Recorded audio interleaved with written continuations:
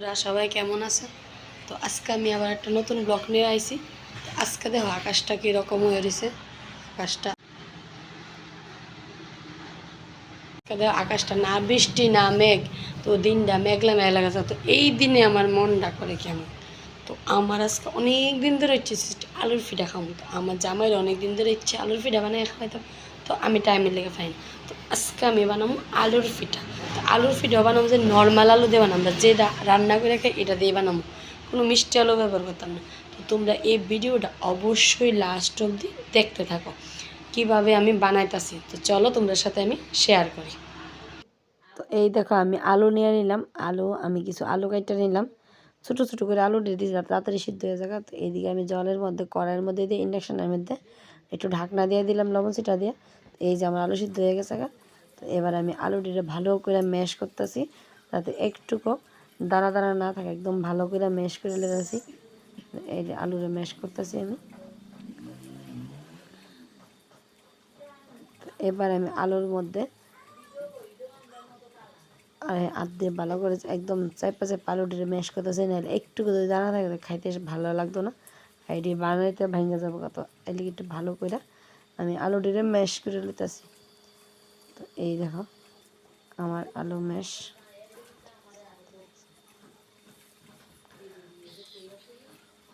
আলু ম্যাশ এটার মধ্যে আমি একটু লবণ দিয়ে দিলাম।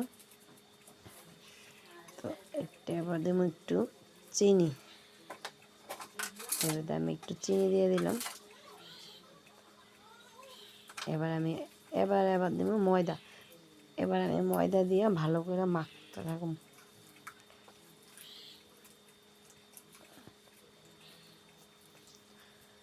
তো এবার আমি নেব ময়দা।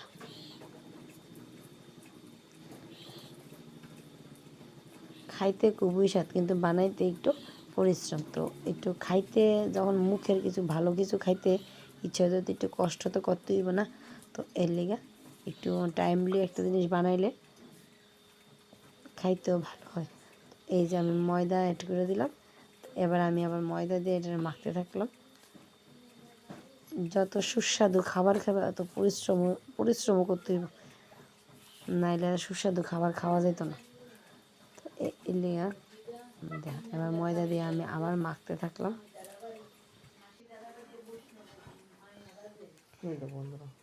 এবার আমি হাতে তেল দিয়ে নিলাম, একটু তেল লাগাই। তোমরা আবার ময়দা লাগাই করতে পারো। তো আমি তেল লাগাইও কিছু করছি, আবার ময়দা হাতে নিয়েও কিছু করছি। যখন এটি উঠতেছিল না তখন আমি একটু ময়দা লাগাইও করছি। এই যে হাতের মধ্যে তেল দিয়া দুই হাতে একটু চেপা চেপা করে এটা পেপারের মধ্যে নিয়ে নিছি। একটা পেপার বা তোমরা থালেও তেল দিয়ে রাখতে পারো। এই দেখো আমার সব রেডি। তো এবার আমি বয়ে দিলাম কড়াই গরম হয়ে গেল, দিয়ে দিলাম তেল। তো আমার বাটির মধ্যে আগে পিঠা বানাইছিলাম যে তেলটা আসতো, তো এটা আমি এই তেলটা দিয়ে দিলাম। তো এবার তেলটা গরম হইতেছে, তো হয়ে গেল।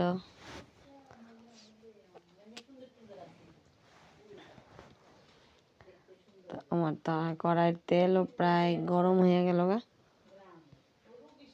এবার আমি দিয়ে দিলাম পিঠাগুলা। এই যে আমি সবটি এক এক করে সবগুলো পিঠা দিয়ে দিতেছি আস্তে আস্তে করে। একটু তুলতে তো একটু অনেকটি আছে, একটু লাগে নরম, তো তার লেগে তো একটু সাবধানে দেওয়ান লাগে পিঠাটি কড়াইয়ের মধ্যে। তো ওই যে আমি দিয়ে দিলাম কড়াইয়ের মধ্যে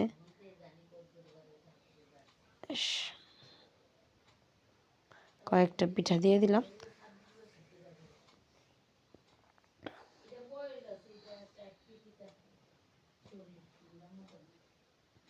এবার আমি সব পিঠাটি একটু উল্টে দিলাম, পাল্টাই দিলাম। পিঠাগুলো ফটফট করে উঠে গেছে।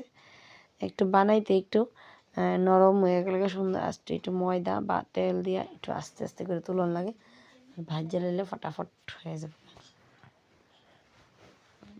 এই দেখো লাল হয়ে যাইতেছে, আস্তে আস্তে ব্রাউন কালার হয়ে যাইতেছে।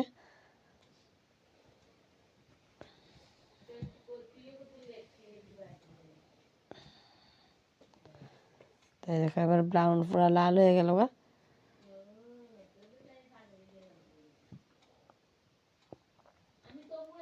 তো এই দেখো হয়ে গেল। আমি একটা বাটির মধ্যে তুলে নিলাম। তো এরপরে আমি আবার দিয়ে দিলাম কিছু, আবার কিছু পিঠা দিয়ে দিলাম।